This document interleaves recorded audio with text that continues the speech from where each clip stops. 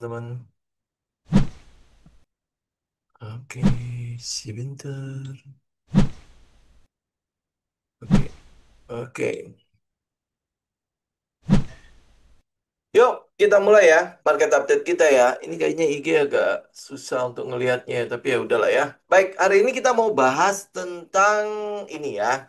Ini adalah ciri-cirinya ya. Saya mungkin nggak update market ya, teman-teman tahu lah market udah begitu aja ya. Jadi tidak banyak yang bisa kita update. Tetapi mungkin ini ya, ini karena banyak sekali yang bertanya soal apa kok kayaknya banyak banget ya apa saham-saham yang dalam tanda petik menarik banget gitu ya. Jadi pergerakannya keren-keren ya. Apalagi kalau kemarin kalau kita udah sempat ngebahas tentang salah satu indikator itu ya itu sebenarnya bisa sih. Kalau teman-teman tinggal lihat ciri-cirinya. Jadi kalau teman-teman mungkin ketemu ciri-ciri seperti ini, ya udah trading lah jangka pendek. Gak usah ngarapin sesuatu yang wah wah wah wah banget di daerah situ ya.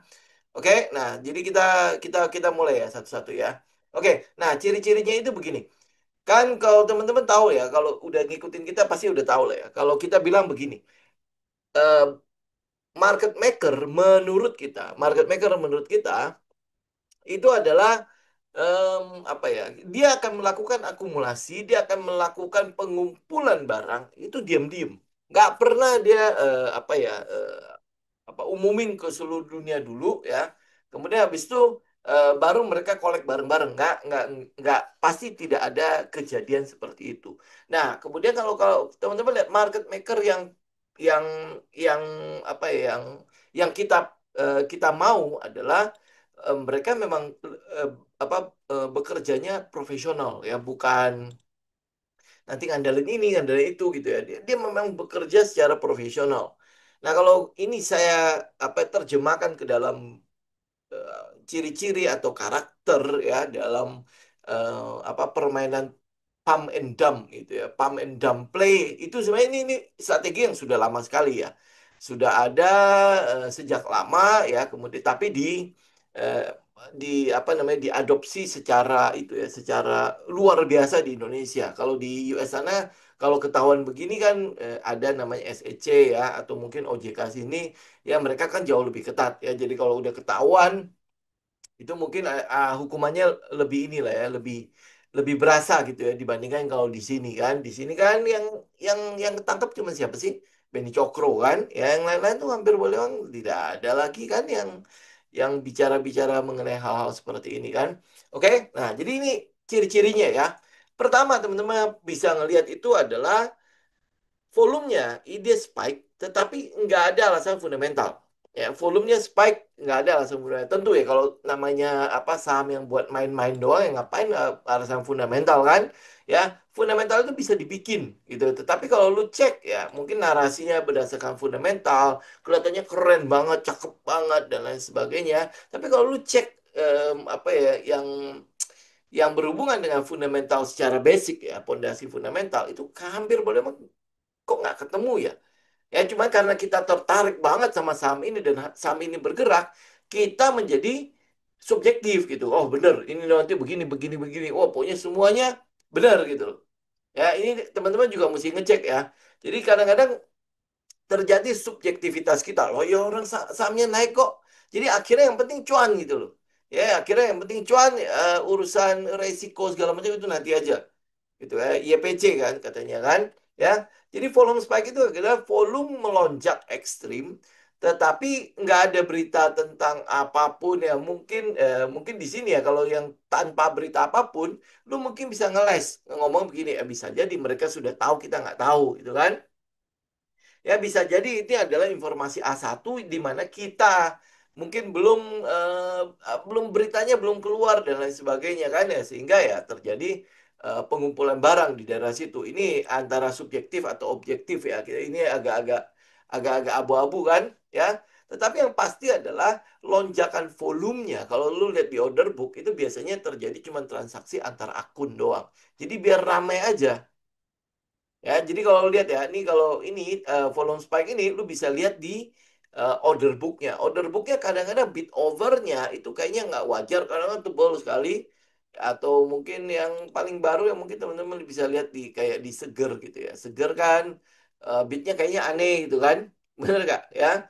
Beatnya aneh, temboknya kayak gede banget ya. Nanti kalau ditegur tiba-tiba beat-beat ini, beat overnya itu tiba-tiba hilang gitu. Kayak gitu kan.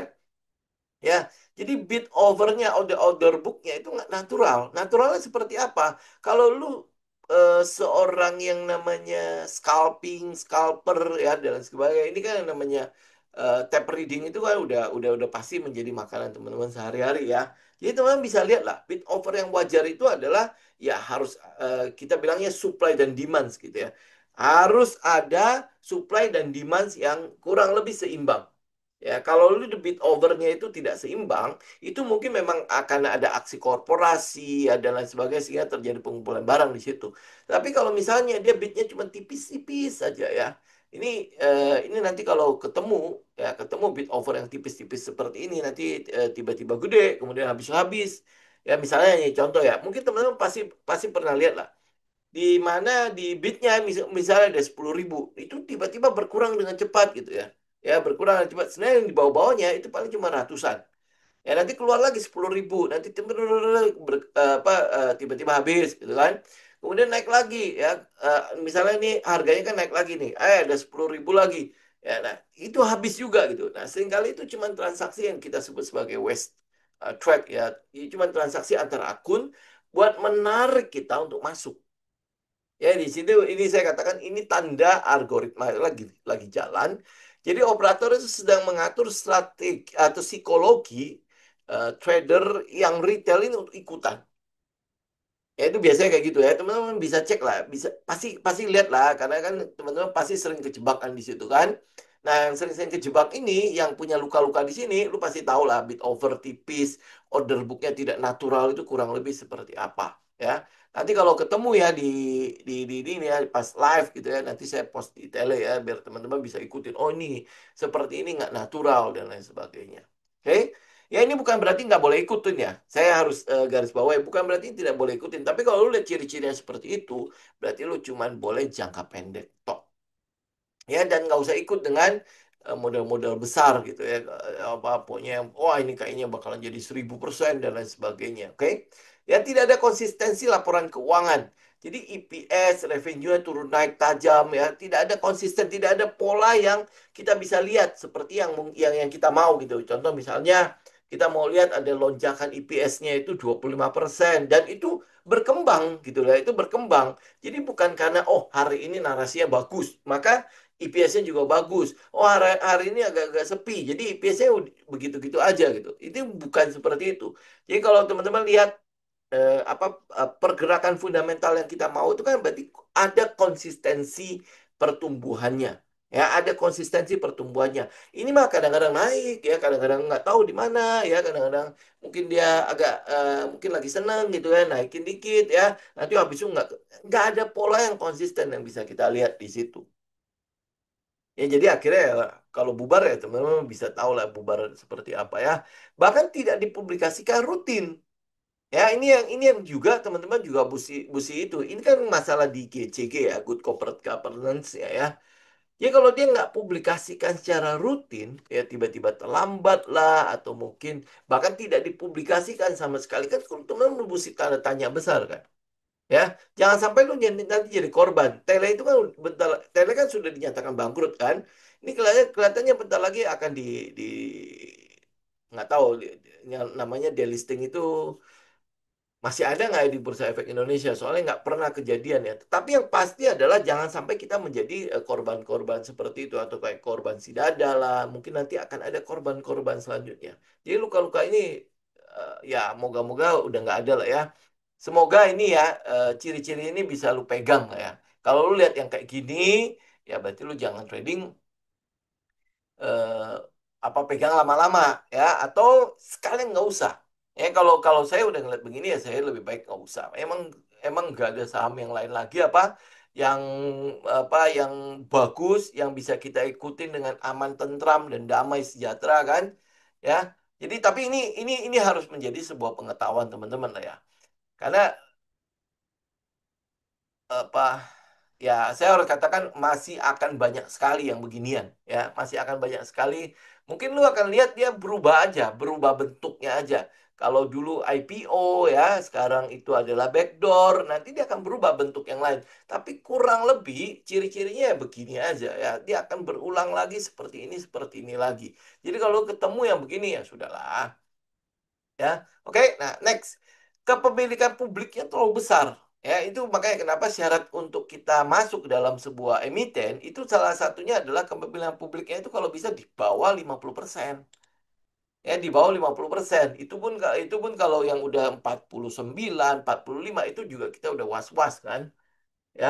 Jadi kalau tidak ada aksi korporasi yang benar-benar nyata, ya mungkin ya lebih baik kita hindari. Jadi saham kepemilikan publiknya, lu lihat ya, kita sempat membahas itu ya, yang off the record itu lu bisa lihat ya. Saham kepemilikan publiknya itu rata-rata di atas 50%, ada yang sampai 60-an persen ya. Bahkan secara pelan-pelan itu akan jadi hampir 100%. Ya, contoh kasus kayak HKMU lah. Ya, contoh kasus kayak HKMU. Nanti bentar lagi ya kayak misalnya WRG itu mungkin akan jadi 100% juga. Akan banyak sekali saham-saham yang menyusul seperti itu. Ya nanti akan lihat ya. Nah, makanya itu yang saya heran itu adalah aturan-aturan bursanya kita. Sudah begitu saja kita nggak diproteksi. Jadi mau nggak mau ya kita harus bisa memproteksi diri kita sendiri. Modal-modal kita loh, uang-uang kita loh. Ya, jadi lu jangan ngarapin aturan-aturan bursa untuk bisa mengcover ini semua. Oke, ya. Jadi kalau lu lihat salam kepemilikan publiknya gede banget, ya lebih besar banget atau di atas 50% lah ya. Ya kemudian habis itu narasinya kok kayaknya too good to be true gitu ya. Lebih baik udah nggak usah sekalian. Ya kayak ambil contoh kemarin kan saya masih bahas tentang em, ini kan ada beberapa yang menanyain soal Archie dan FUTR misalnya. Ya, sama-sama eh, Archie itu sekarang bergerak mau ekspansi ke EBT ya kan. FUTR itu jelas ya, mungkin narasinya kan adalah apa ke EBT kan. Nah, kalau lu lihat Archie sama FUTR berdasarkan ciri-ciri ini, lu pilih mana? FUTR atau Archie? Nah, kayak gitu ya. Ya, jadi kalau Archie kan mungkin harusnya cukup jelas ya dan lain sebagainya kan. Ya, ah, kenapa saya cenderung akan memilih Archie dibandingkan dengan FUTR? Mungkin kalau teman-teman ada lihat ya saham-saham EBT yang lain ya kan sekarang banyak ya saham-saham EBT ya. Kenapa? Karena fokus pemerintah di tahun ini dan tahun depan itu akan ke arah EBT. Energi baru dan terbarukan ya. Karena itulah makanya itu ada katalis dari situ. Ya, jadi banyak nih corporate action pancingan ya berupa AI, EV, green energy itu jelas akan jadi banyak sekali. AI ini jelas ya. Sekarang kan lagi hype-nya AI kan ya. AI di mana-mana kita bicara mengenai AI. Itu ya teman-teman nih garis bawah nanti hari Jumat kita akan bahas ini lebih lengkap ya. Itu akan jadi salah satu trigger ya koreksi dari market. Lu akan lihat kenapa AI bubble ini benar-benar sudah bubble banget ya, bubble sekali. Ya, lu bisa lihat gini, Nvidia itu bayar perusahaan untuk beli produknya dia. Ya, bayar perusahaan-perusahaan IT yang lain, AI yang lain untuk beli produknya dia.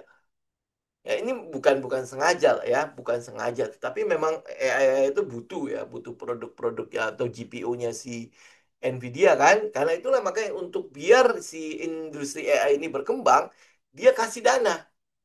Ya, dia kasih dana itu salah satu. Nanti hari Jumat baru kita bahas ya. Oke.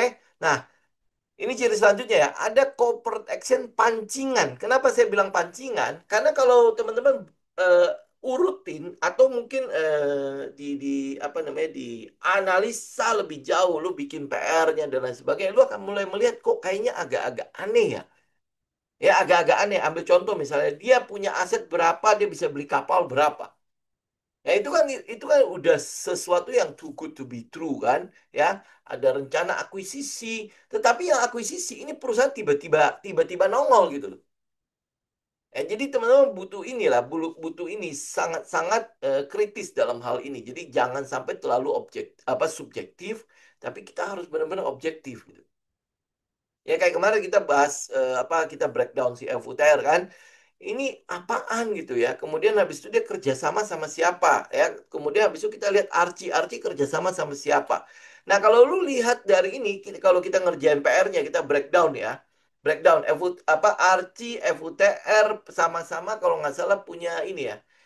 Punya punya ekspansi megawatt yang sama kalau nggak salah 40 sama 40 ya. Atau FUTR lebih kecil ya, saya nggak tahu lah ya. Nanti teman-teman cek ya. Nah, yang pasti Archie itu sekitar 40 megawatt. Itu akan dibangun dan itu adalah salah satu proyek strategis nasional atau PSN. Jadi masuk di dalam PSN-nya pemerintah. Oke, FUTR dia nggak tahu ya. Ya dia nggak tahu. Kalau dia ngomong sampai dia masuk ke PSN, kan lu tinggal lihat di websitenya pemerintah ada nggak em, pembangkit listrik yang memang masuk ke dalam PSN-nya pemerintah. Yang Archie punya jelas udah masuk. Wah, udah clear ya, kita udah clear di situ. Kemudian habis itu dia kerja sama sama siapa untuk membangun eh, pembangkit listrik tenaga panas bumi ini. Ya, artinya ya kalau kita lihat kredibilitas perusahaan yang diajakin kerjasama untuk yang Archie itu listing di New York Stock Exchange, listing di New York Stock Exchange, dan itu memang adalah bangkotannya perusahaan yang membangun pembangkit listrik tenaga panas bumi. Oke, nah sedangkan kalau lu lihat FUTR, katanya kan adalah perusahaan dari Cina, kan? Nah, ya udah lu tinggal cek aja nih perusahaan Cina itu namanya siapa dan lain sebagainya, ada nggak? Nah, kalau lu udah mulai lihat nih, lo kok kayaknya semua aneh-aneh ya? Ya, nggak bisa diselidiki, nggak bisa dikorek dan lain sebagainya. Lu sebagai pemilik dana besar, kira-kira lu mau nggak masuk situ? Gitu aja ya. Jadi untuk tidak terlalu subjektif kita. Jangan karena harganya bergerak, maka kita masuk situ gitu ya. Oke, jadi ini agak objektif sedikit gitu. Jadi nggak usah ikutin euforia hype-hype yang ada, kemudian habis itu kejebak di situ, terus habis itu ngomel-ngomel kemana-mana. Ya, oke. Nah, jadi corporate action ya teman perhatikan. Kadang-kadang itu memang corporate action terlalu bagus untuk menjadi sesuatu yang benar-benar menjadi kenyataan gitu. Kalau kita korek dalamnya, oh, ya kalau saya boleh bilang ya isinya sampah semua gitu. Ya, sampah semua, tetapi banyak sekali yang termakan oleh narasi-narasi itu. Ya, oke. Saya ngomong begini aja pasti udah ada ini ya, mulai mulai mulai ini ya, mulai ada gejolak dalam hati teman-teman kan. Loh, gua ini cuan loh, gue cuan 1000% ya segala macam segala ya itu ya, ya kan. Nah, tetapi yang saya mau katakan kepada teman-teman adalah ya udah nggak apa-apa, lu cuan-cuan aja gitu ya. Tetapi kalau lu tahu narasinya cuma narasi-narasi busuk begini, jangan lama-lama di situ, gitu ya. Bungkus cuannya udah selesai gitu loh. Jadi nggak usah, oh ini akan jadi the next brand dan lain sebagainya. Lu nggak usah mimpi-mimpi kayak gitu lah. Ya narasinya saja udah kosongan kan. Ya apalagi lu mau mimpi ke situ. Kemarin tuh ada yang sampai itu apa membandingkan ya, brand itu kan sekitar 900 megawatt ya, kemudian Archie itu baru mau jadi 40 megawatt. Bagaimana caranya kita bisa apple to apple? Ini bukan masalah apple to apple-nya ke si brand mah terlalu raksasa kan.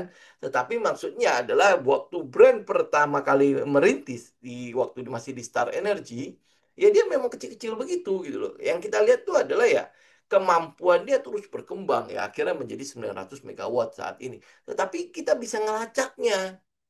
Ya kita bisa ngelacaknya dia bekerja sama-sama siapa, bagaimana aliran dananya dan lain sebagainya itu clear gitu.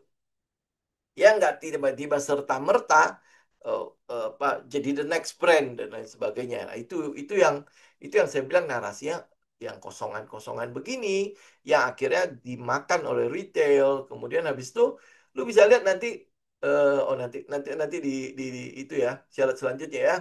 Nah, oke, nah kemudian harga bergerak tanpa dukungan indeks sektoralnya, ya. Kita kan ada salah satu teori ya, satu teori yang mendasari pergerakan dari sektoral itu.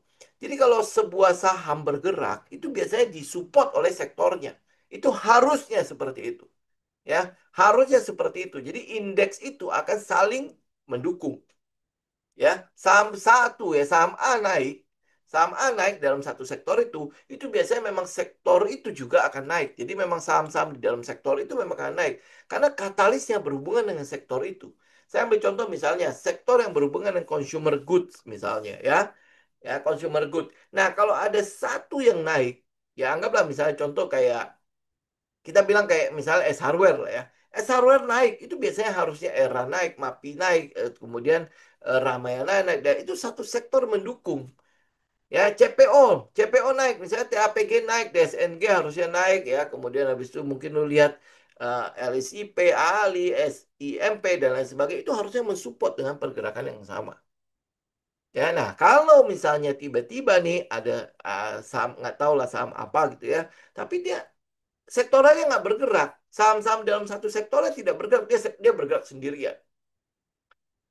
Nah, itu juga jadi menjadi sebuah tanda tanya. Itu lu bisa screening itu udah hampir boleh bilang banyak banget yang lu bisa lakukan. Ya, jadi nggak cuman nggak apa itu bisa menjadi subjektif atau objektif gitu. Ya kalau lu mulai lihat ya data-data ciri-ciri seperti ini, ya lu akan jauh lebih inilah, jauh lebih objektif dalam menilai sebuah saham gitu ya. Jadi nggak, oh karena lagi banyak-banyaknya, semua ramai-ramai di situ, ini herd behaviornya itu ya. Pokoknya kalau orang lagi berkumpul di situ, maka ini benar gitu.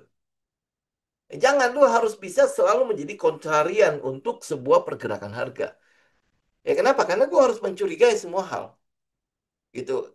Karena gue sedang bertaruh, gue sedang memperjuangkan agar modal gue berkembang baik gitu loh. Jadi bukan akhirnya dimakan oleh inilah ya, mangsa-mangsa begini gitu ya.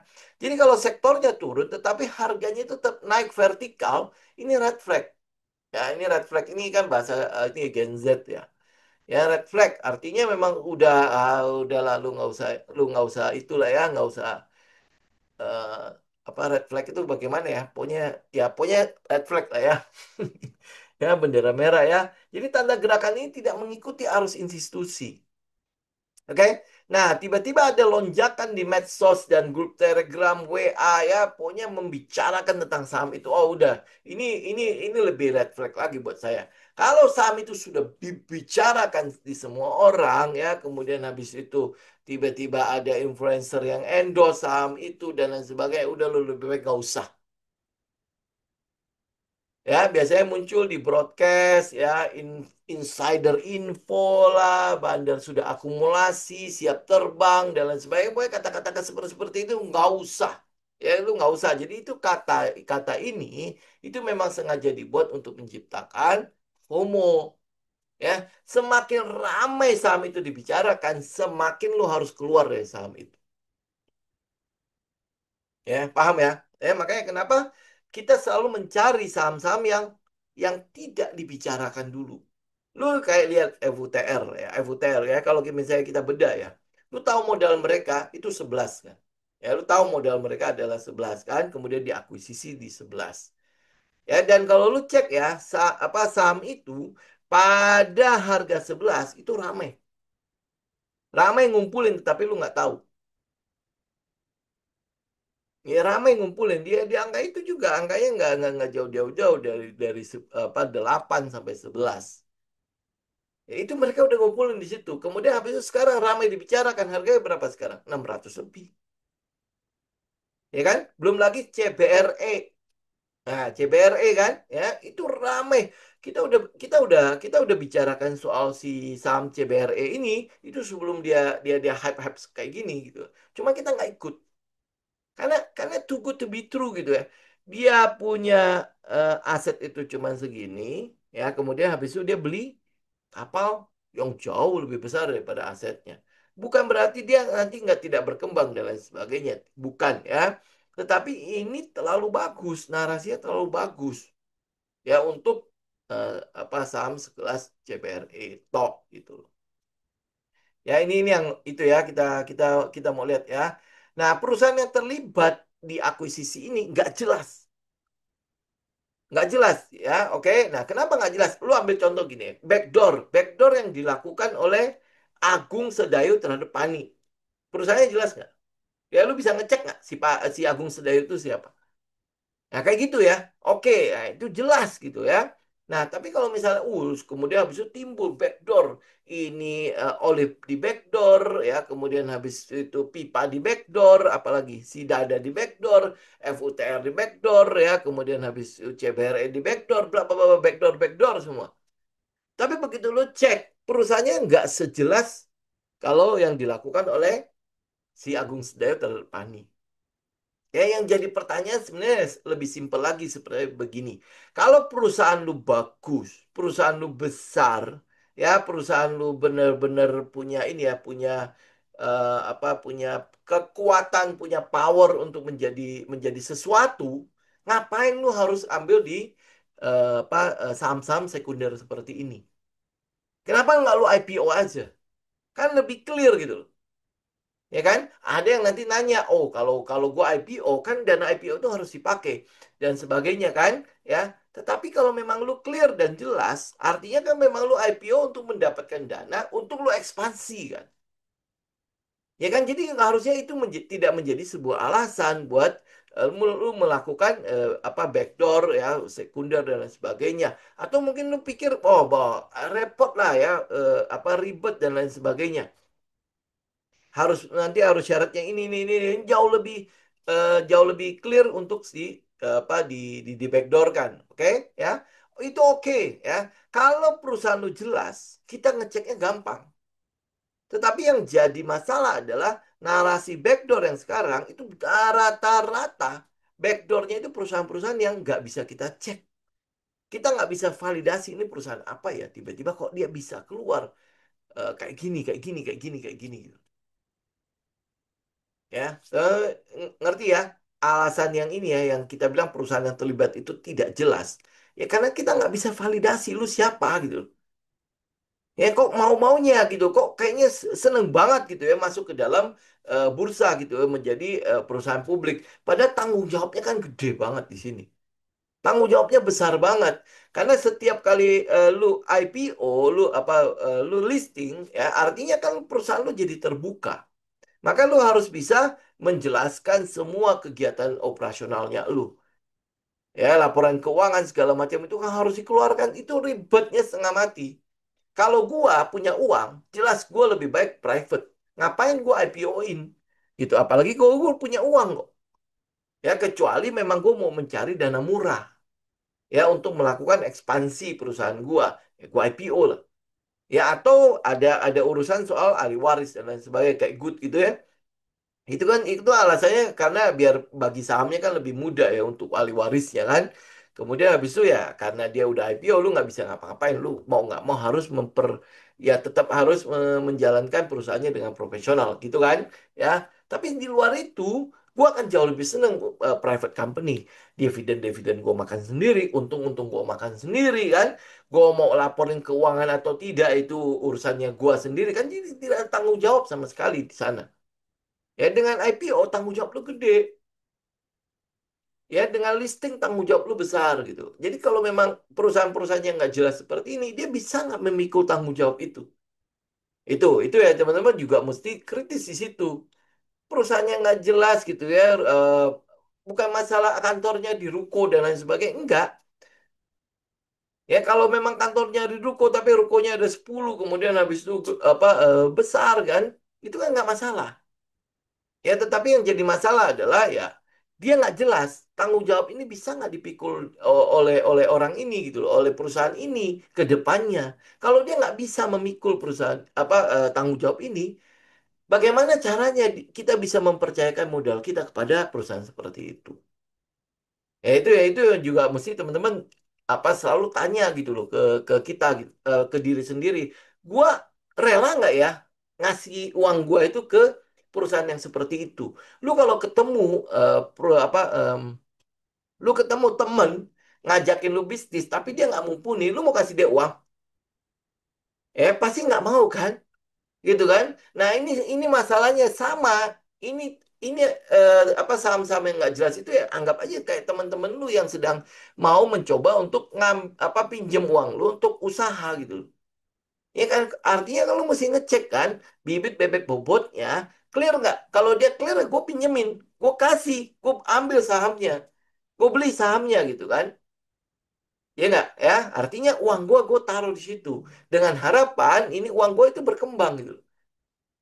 Betul nggak?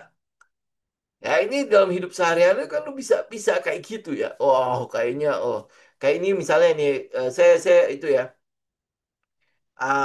Saya kan sewain rumah kan, ya pasti saya ngeliat dong penyewanya siapa.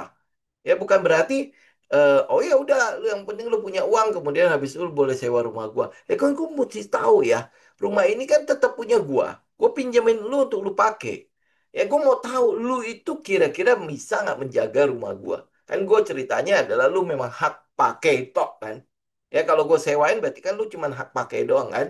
Nah pasti gue cek dong. Gue tanya agent yang mengenalkan penyewa ini. Dia gimana? Ya kalau apa mereka sewa di tempat lain itu seperti apa kan?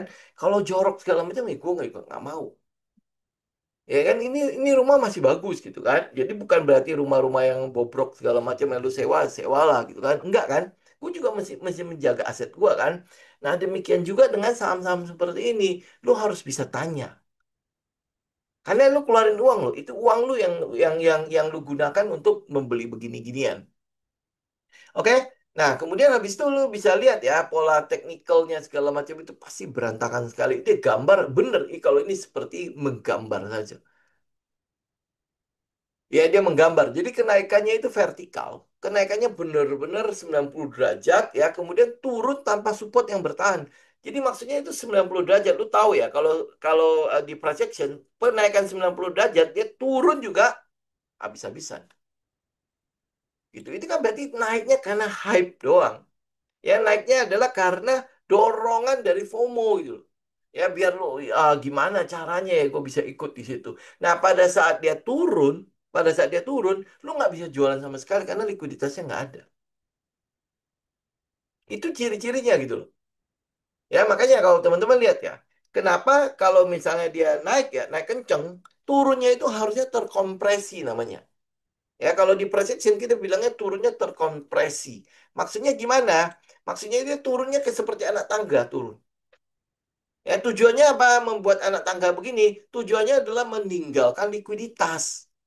Ya, nanti setelah profit taking ini selesai, ini kan berarti pullback ya.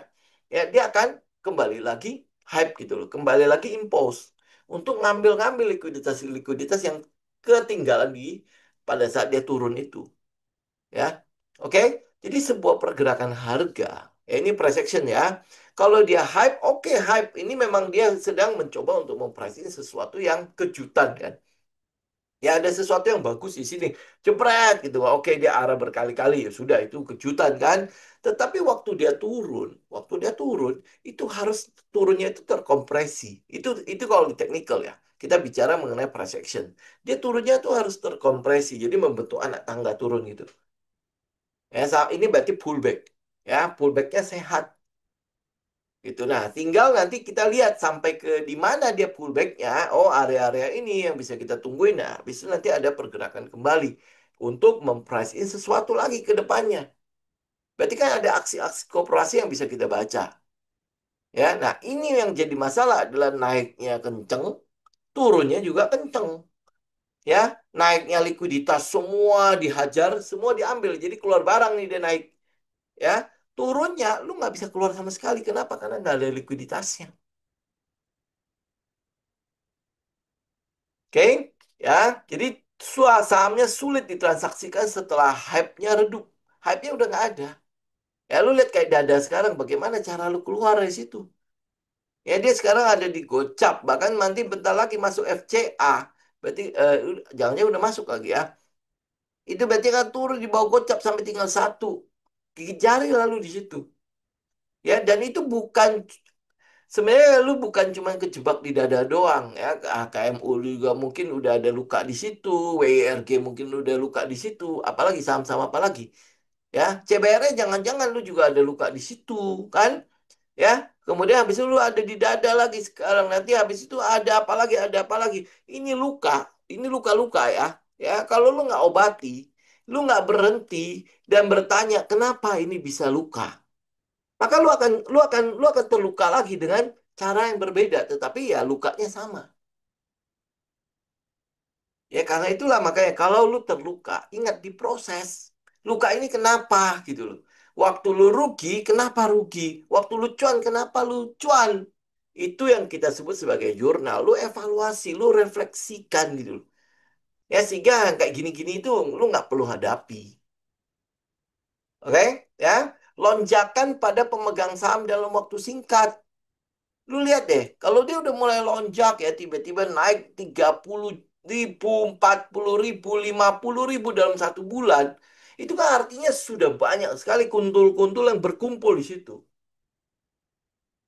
Ya, berarti kan FOMO-nya itu luar biasa di sini, di saham tersebut. Nah, lu harusnya sudah mulai ngeh, ini mah udah nggak usah lah. Ya, itu udah lonjakan pemegang saham itu lu udah mulai lihat, oh berarti kan sudah mulai berkerumun nih orang-orang. Ya kan gue bilang ya di psikologi kan gini ya. Ya mungkin secara ini secara manusiawi lah ya. Kalau lu lihat orang ramai kayaknya lu tenang gitu. Kayaknya lu lebih aman kan di situ kan. Ya. Tapi kalau di trading lu lihat udah kerumunannya itu sudah banyak. Itu saatnya lu sudah harus pergi dari sana. Karena si bandar-bandar, si market maker segala macam itu tidak berkerumun. Makanya saya menggambarkan market maker itu seperti gajah.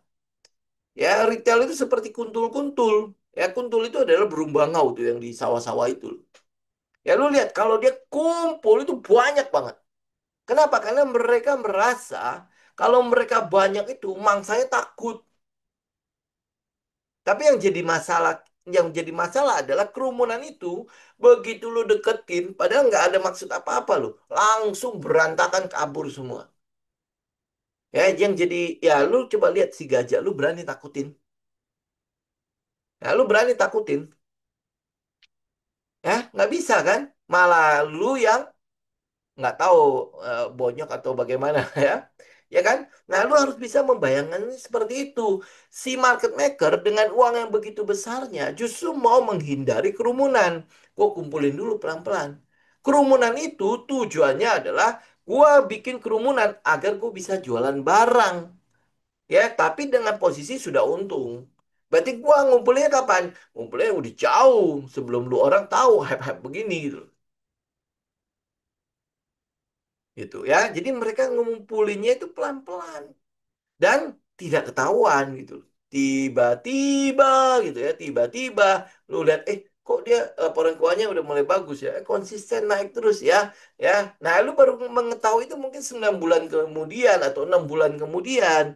Ya, sedangkan mereka sudah ngumpulin pada saat perusahaan itu mungkin sudah mengumumkan misalnya ada aksi korporasi seperti ini. Mereka udah ngitung, mereka udah bikin PR-nya.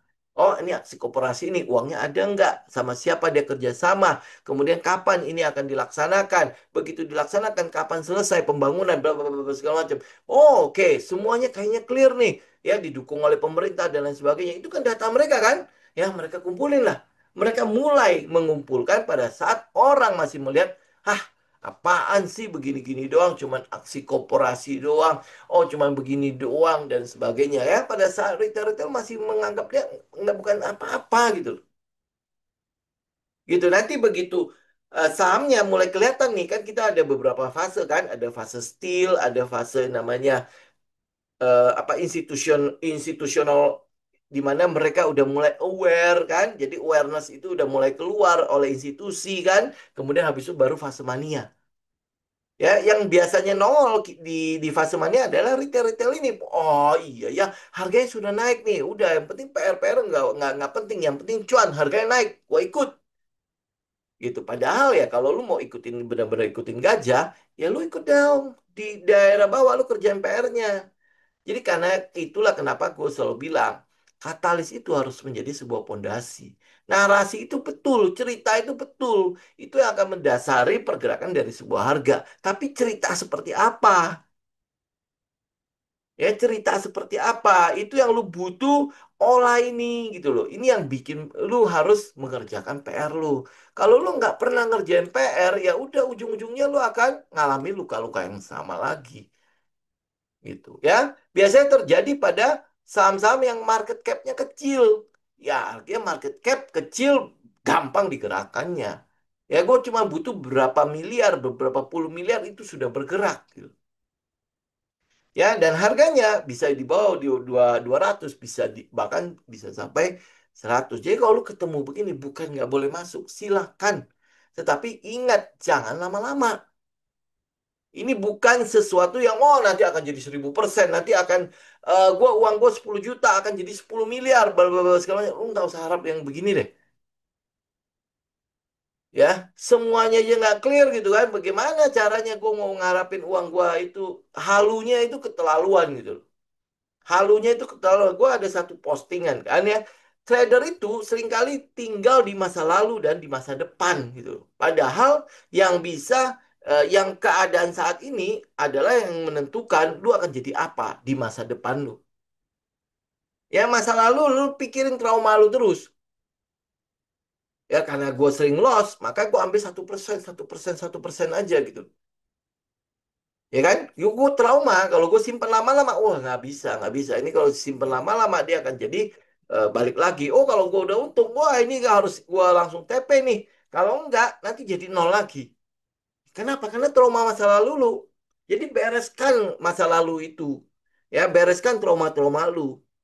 Ya, nah banyak juga trader yang hidup di masa depan. Masa depan itu gimana? Wah, gue sudah masuk nih, gue sudah beli 10 juta nih saham ini nih. Nanti dia akan jadi 1000%. Nanti lu lihat dia akan jadi sekian, sekian, sekian. Oh, mulai membayangkan gue mau beli BM, gue mau beli Mercy, gue mau beli rumah gede, gue mau beli ini, gue mau beli ini. Ya, padahal itu belum terjadi. Jadi sebagai trader yang perlu lakukan apa? Ya hidup di masa kini loh. Analisa dulu, bikin PR-nya dulu. Kalau gue entry, alasannya udah clear belum nih? Ya, kalau udah clear, ya berarti semua setup kan? Ya, semua setup, semua sistem yang bekerja. Gitu. Jadi sistemnya udah clear nih. Ya, ada satu ini kan, Charlie Munger mengatakan kepada kita adalah gini, kalau lu nggak punya sistem, maka setiap hari lu harus mikir ulang apa yang harus lu lakukan semua. Semuanya itu lu harus berpikir ulang. Dari nol lagi, dan itu capek. Itu capek, dan lu pertumbuhannya bukan nggak akan bertumbuh, tetapi lambat sekali. Itu sama kayak sebuah toko nih. Coba bayangin supermarket kalau tidak ada sistem. Ya apa yang terjadi? Ya udah kayak toko kelontong biasa gitu loh. Ya kan? Tinggal lu panggil aja nanti gua mau ini, gua mau ini, gua mau ini. Gimana caranya? Ya sistem itu ya akhirnya membuat lu terus yang melakukan sesuatu yang berulang lagi. Hal kecil lu harus handle lagi.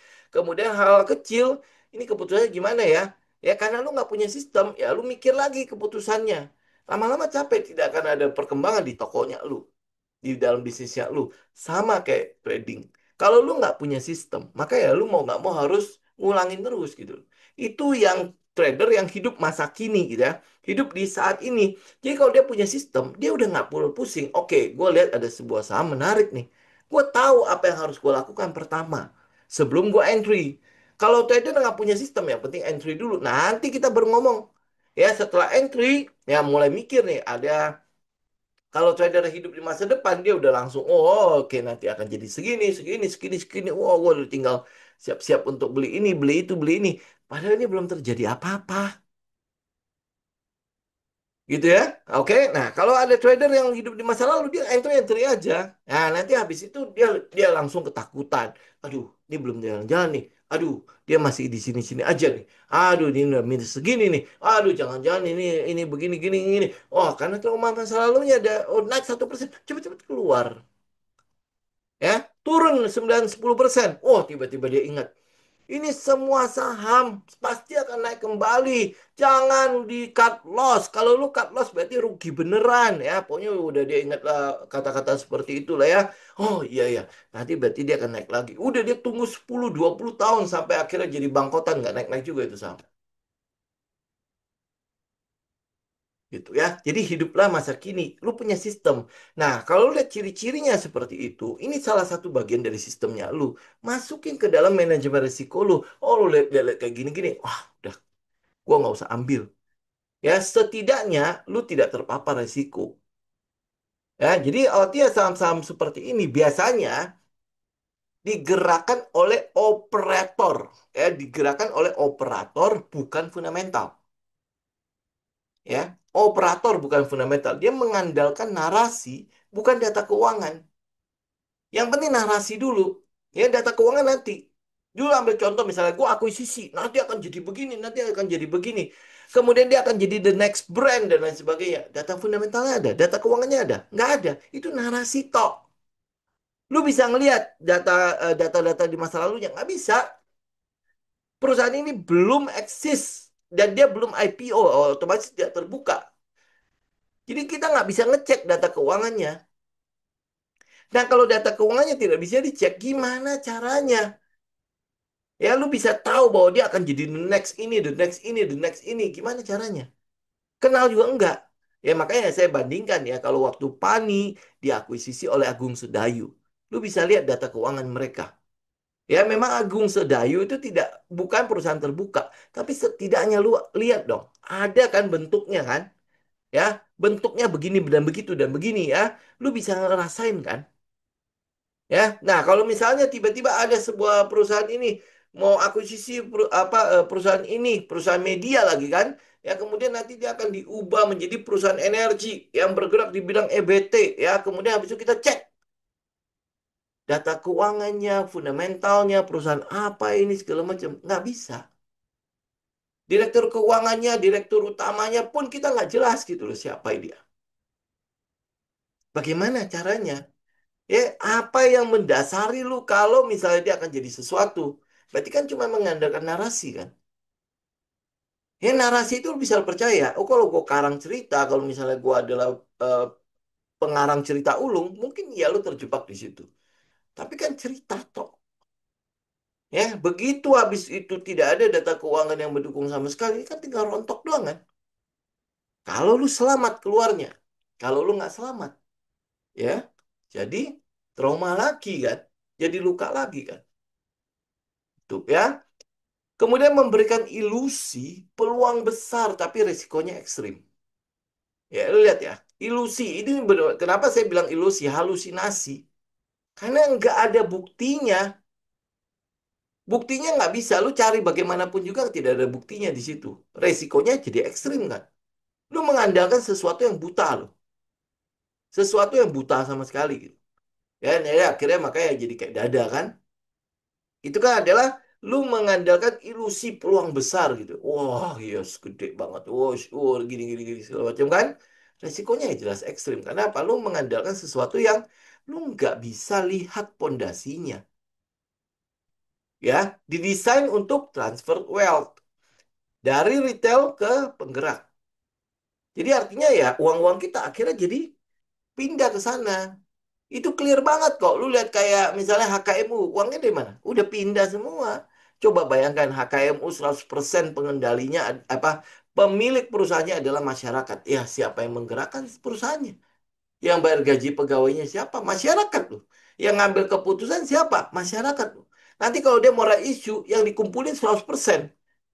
Ya, dan itu harus kurum lagi ya. Jadi artinya 55% lah. Gimana cara lu ngumpulin pemegang saham retail?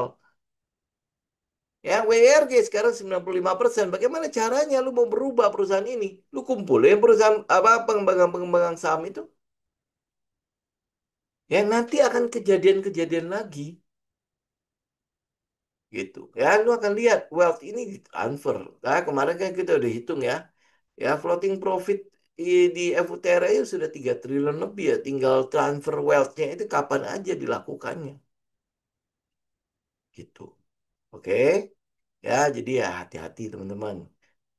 Uang yang kita pakai, modal yang kita pakai, itu kita dapatkan dengan susah payah. Ya masa iya lu dengan mudahnya dikasih begitu saja. Oke, nah mungkin kalau kata-kata susah payah itu ada banyak yang nggak suka ya. Zaman zaman sekarang kan, wah apa dikit-dikit eh, apa itu namanya ya? eh, Motivasinya harus positif ya, positif thinking ya. Oke lah nggak apa-apa. Uang yang ada di lu ya jangan terlalu mudah dikasih ke orang. Ya modal-modalnya lu harus bisa lindungi. Karena apa? Kalau misalnya ada peluang-peluang muncul, modal nggak ada, lu nggak bisa nangkap peluangnya loh. Jadi tangkaplah peluang dengan sesuatu yang clear gitu loh, jelas. Bagaimana cara lu bisa clear dan jelas ini? Ya lu bikin PR-nya. Ngecek aja dulu gitu loh. Sebelum lu entry, tanya sama diri lu, kenapa gue entry di situ? Alasannya clear nggak? Alasannya jelas nggak? Berdasarkan fakta nggak? Atau cuman karena narasi lu aja mimpikan sesuatu yang oh nanti akan begini, nanti begini, nanti begini, ya. Tapi lu nggak bisa mengulangi hal yang sama gitu kalau nanti lu untung misalnya. Ya udah, lebih baik pegang cash. Ini ini ya kayak kita bilang ya, lu masuk ke dalam hutan belantara yang mungkin tidak tidak lu tahu lo di situ ada binatang buasnya atau apa segala macam itu lu nggak tahu di situ di mana dia. Ya kalau lu punya peta kan jauh lebih enak ya. Oh kalau gua masuk sini ini ada buaya, masuk sana itu ada misalnya singa. Oh ya udah gua hindarin dong. Ya dengan adanya peta itu kan lu bisa keluar dari hutan itu dengan selamat. Ya, bayangkan kalau misalnya lu cuma masuk terus habis itu lu nggak tahu apa-apa di situ ya, artinya ya lu bisa aja masuk ke sarang buaya, ya sarang singa, sarang serigala dan lain sebagainya. Itu pasar uang, itu pasar modal. Ya lu jangan pikir dia dia dia selalu baik-baik saja. Oke? Oke, ya ini moga-moga lo ya ciri-cirinya harusnya udah cukup clear lah ya. Pokoknya sesuatu yang too good to be true lebih baik enggak. Kalau gua telusuri ternyata itu tidak bisa, lebih baik tidak. Ya nggak clear gitu loh, ya kan? Ya jadi daripada cuma digerakkan oleh operator, bukan karena fundamental, lebih baik enggak. Karena kalau cuma ngandalin narasi, kalau kita mau ngecek data-data keuangannya nggak bisa, lebih baik enggak. Ya, kalau dia memberikan ilusinya terlalu, wah, nanti akan jadi begini nih, nanti dia begini nih, nanti dia begitu nih. Oh, karena si itu beli 5%, maka gua harus ikut. Ya, lu jangan salah lu, 5% itu bisa gampang sekali dia keluar karena lu ikut. Dia kan masuk dulu kan. Begitu ini ramai, dia keluar. Kan gampang kan. Simple kan. Ya bukan karena dia beli 5% kemudian lu harus bisa percaya. Oh, dia masuk 5% berarti gua harus masuk di situ. Ya nanti dulu, uang-uang dia loh. Ya, kalau dia mau stay di situ 5% ya, ya uangnya dia masih punya banyak sekali sisanya. Gitu kan? Nah, lu bagaimana? Kalau uang segitu lu habisin di itu cuma gara-gara orang itu masuk 5%, kan habis tuh. 5% masuk ke situ, mungkin cuma 10% dari modalnya dia. Dia masih punya 90% dan dia main hahaha aja. Gitu, jangan-jangan di endorse kan? Nah, dia dibayar lagi. Bisa jadi. Kan siapa tahu kan itu semua kan adalah ilusi doang yang diciptakan agar hajar masuk situ. Gitu ya. Nanti akhirnya uang lu ditransfer ke sana. Begitu uang lu ditransfer ke sana, udah mulai ngoceh-ngoceh kemana-mana. Jangan melakukan itu, oke? Oke, oke teman-teman, sisa waktu ini saya pakai ini ya buat buat jawab-jawab pertanyaannya. Saham pelayaran bagus nggak? Saham kapal lagi bagus. Iya, iya, kata kabarnya sih seperti itu ya. Tapi ya teman-teman tinggal cek aja teknikalnya. Mungkin harusnya teknikalnya akan mengatakan hal itu seperti apa. Kemudian habis itu ya data-data keuangannya teman-teman juga mesti cek lah. Kayaknya kita nggak bermain di kapal. Oh, ada satu ya, Humi ya. Ya, oke. Nah, kita lihat Dewa. Ini kayaknya Dewa sudah pernah deh kita bahas di sini ya. Ya, Dewa ini kalau kalau saya lihat kalau dia hype ini mungkin akan jadi hype terakhirnya dia karena yang kita lihat adalah aksi koperasinya sudah tidak ada lagi. Ya, tidak ada yang tidak ada yang wah wah wah lagi ya ke depannya kecuali nanti dia ada yang wah wah wah.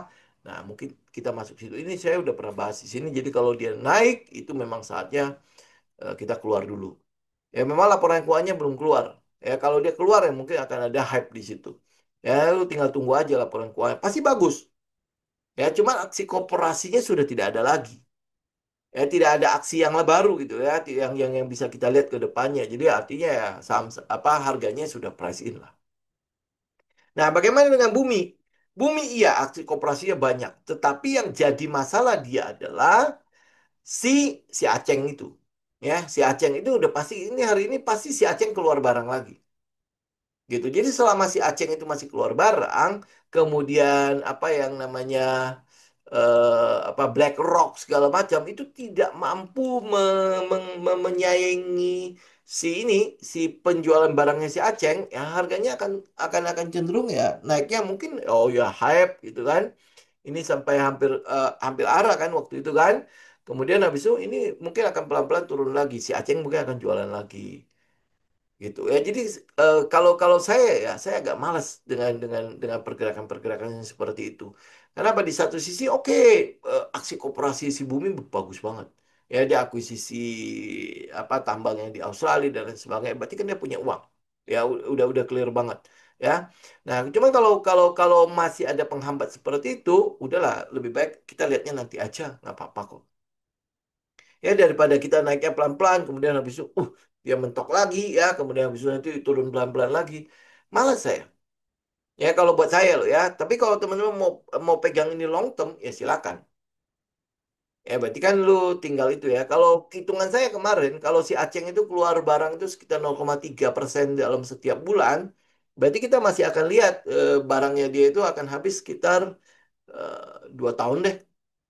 20 sampai 24 bulan gitu ya. Jadi ya udah saya agak malas ya paling lu tunggu aja si Aceng punya apa itu mulai mulai benar-benar kecil gitu. Jadi ya penjualannya sudah tidak terlalu membebani pergerakan harga. Mungkin saya baru mau gitu ya. Oke, terus habis itu apa ya saham cuan. Cuan ini oh ini cuan ini. Oke, ini mau diapain, Bu? Ya. Nah, kalau ini kalau kalau saya suruh ikut lagi saya udah nggak mau. Ya kan ini adalah hype karena ini kan saham Konglo kan. Ya, hype-hype karena saham Konglo dan lain sebagainya kan. Lu lihat aksi kooperasinya. Kalau memang dia ada, ini kan cuan anak perusahaan apa sih? Ini kan induk anaknya itu adalah si Petrosea kan. Nah, lu lihat dua-dua ini deh. Kalau Petrosea masih naik ya mungkin cuan itu masih ada peluang ya untuk naik ya. Tetapi ya teman-teman lihat ya selalu dasarnya itu adalah aksi kooperasi katalisnya. Ya dia bisa didorong harganya lebih tinggi lagi nggak? Ya lu lihat aksi kooperasinya. Ya sekarang Petrosea kenapa dia naik terus? Karena aksi kooperasinya kan. Ya dia dapat proyek ini, kontrak ini dan lain sebagainya. Itu seperti itu. Termasuk kontraknya si Cuan juga. Cuan kan habis ngambil punya si Indi kan, tambangnya si Indi dan sebagainya kan. Nah itu kira-kira masih bisa digenjot lagi nggak? Ya ada aksi yang lain nggak? Kalau dia ada aksi yang lain ya lu nilai aksinya. Kalau dia tidak ada, udahlah ini hype-nya kan sudah berapa ini? Ya sudah 500%. Ya jadi udah ini harusnya untuk aksi-aksi sekarang semua pasti sudah price in. Kecuali mungkin nanti dia tiba-tiba bilang oh gue udah mulai nih nanti batu bara gue nanti akan kita jadikan gas gitu kan. Nah itu nanti lu nilai kira-kira kok gue ambil cuan atau ngambil PTBA ya. Soalnya sama-sama mau mau bikin ini kan, mau bikin gasifikasi batu bara kan. Ya itu mungkin mungkin bisa bisa kita nilai lagi. Kalau sekarang saya mungkin cenderung tidak terlalu tertarik. Bahkan dari awal kita nggak pernah membahas cuan juga. Ya saham-saham Konglo ini ya saham-saham yang naik juga karena hype gitu loh. Ya tinggal tinggal lu cek aja gitu loh. Ini hype-nya itu benar-benar hype yang punya dasar fundamental, punya dasar data-data keuangan, aksi koperasi yang nyata, atau cuman hype doang gitu. Kalau itu cuman hype doang, ya saya lebih baik enggak deh. Itu kan tadi kan kita bahas kan ciri-cirinya kan. Ya kalau dia cuma modal narasi doang, turunnya juga pasti akan pasti ya narasinya juga. Gitu harga sebuah saham naik karena narasi, ya dia turun juga akan karena narasi, karena cerita juga gitu. Karena cerita doang, ceritanya kalau lu kupas di dalamnya itu cuma kosongan doang. Jadi ya artinya dia sedang berdongeng sama lu, kemudian habis lu terima dongengnya secara bulat-bulat, ya udah ya dengan senang hati gitu kan lu terus menyumbangkan uang ke dia, dia tinggal keluar barang terus gitu. Gitu. Ya. Oke.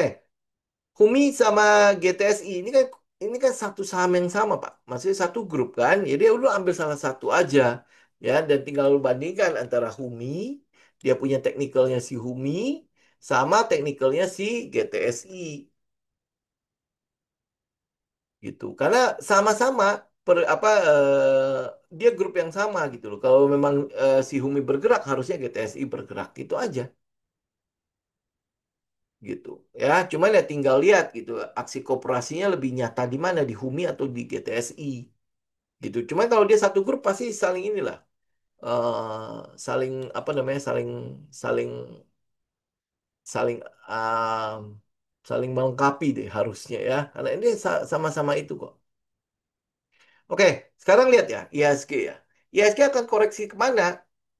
Menurut saya itu dia tidak koreksi sih ya. Ini sedang karena ini all time high kan.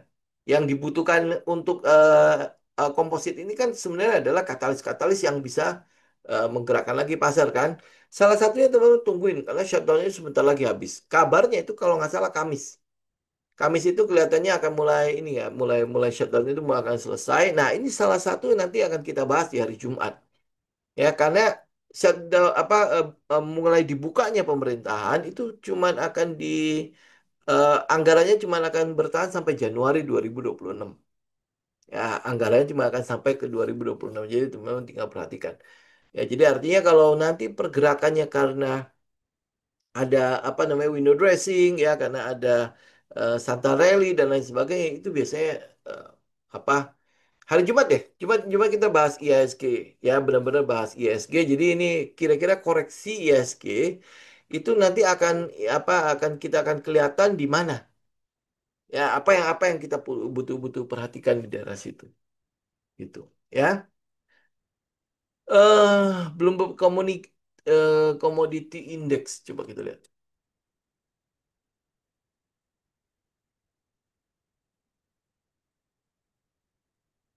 AW1. Kok nggak ada sih, Pak?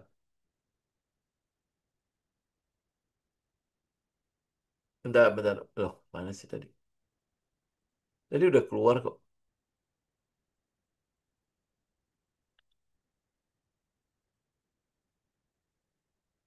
Nah. Oh, ini. Oh iya ya.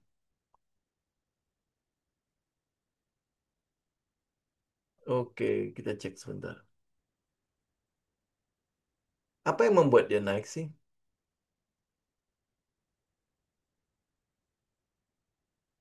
Bisa jadi karena emas ya. Ya, emas perak. Oh, ini ada emas perak platinum doang sih, Pak. Yang lain ya paling cuma tembaga sama itu. Ya, sama besi. Kayaknya tidak ada yang itu ya. Ya, harusnya dia hype, harusnya dia break karena emas, karena emas, emas perak dan platinum sih, Pak. Pasti cenderungnya seperti itu. Nanti kita kita lihat ya. Ya kita cek dulu ini isinya apa aja. Tapi kalau lihat dari komoditi ini, ya ini komoditi nggak ada yang benar-benar itu ya gede ya kecuali emas, perak dan platinum kan. Memang itu naiknya memang kenceng kan. Kemudian habis itu tembaga sama satu lagi besi. Itu aja ini lima lima lima komponen ini doang gitu. Yang sedangkan nikelnya sendiri mana nikel? Nikel sendiri, kalau nggak salah masih itu kan nggak kemana-mana kan. Nikel mana sih? Loh, kok nikel nggak ada?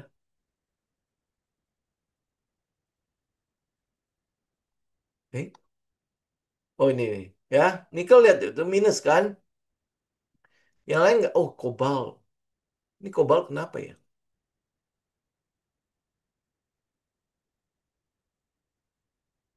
Oh, sulfur. Hampir pada nggak ada sih. Ini cuma sulfur nih. Ini boleh perhatikan nih.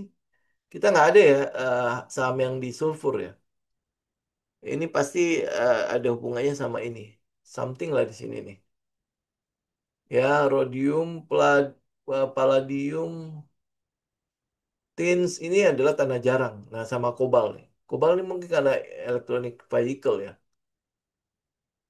Yang lain tuh hampir nggak ada ya. Nggak ada sih, Pak. Ya nanti nanti kita cek dulu deh. Ya, komoditinya apa. Cuman yang kalau misalnya lihat ini kan udah nggak heran ya. Tembaga, kemudian habis itu besi kan udah nggak heran. Tapi mungkin ini yang boleh saya teman-teman perhatikan ini. Kobal ini, kobal kan kita kalau nggak salah nggak tahu banyak ya. Ini banyaknya di Afrika kan.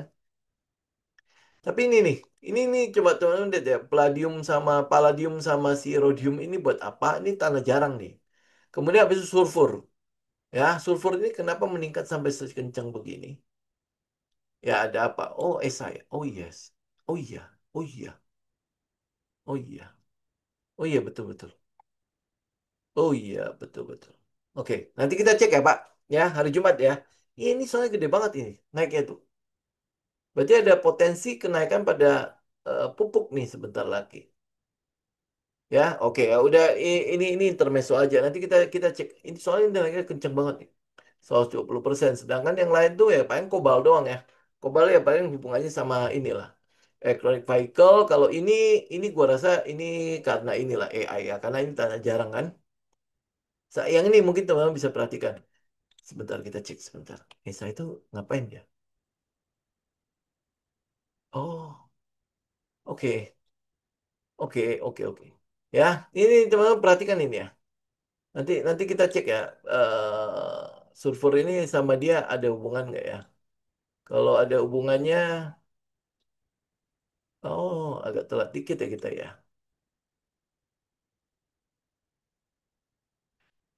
Oke, nanti nanti kita cek ya. Tapi ini benar, Pak. Nanti tinggal kita kita perhatikan aja. Ya, oke. Hari ini saya pikir cukupkan dulu ya teman-teman ya. Oh ya, sebelum saya tutup, ini ya. Buat ini yang trading gold ya ini early bird-nya itu sampai minggu ini ya sampai tanggal 15 November jadi buat teman-teman yang mau ikut bisa bisa daftar ya buat teman-teman yang mau ngecek-ngecek itu kira-kira metodenya seperti apa itu ada di IG story ya IG story sehari kurang lebih dua dua kali entry cukup lah ya oke ya ini mungkin hari ini saya cukupkan dulu untuk hari ini nanti hari Jumat ya kalau kita akan bahas soal eh, IASG kira-kira nanti koreksinya seperti apa? Apa yang mesti kita update untuk koreksi-koreksi yang mungkin akan itu ya akan terjadi kalau triggernya itu seperti apa saja. Nanti hari Jumat kita akan bicarain itu ya. Untuk hari ini saya cukupkan dulu ya teman-teman ya. Semoga bermanfaat. Sampai ketemu lagi hari Jumat ya. Oke, God bless semua. Saya izin pamit. Thank you.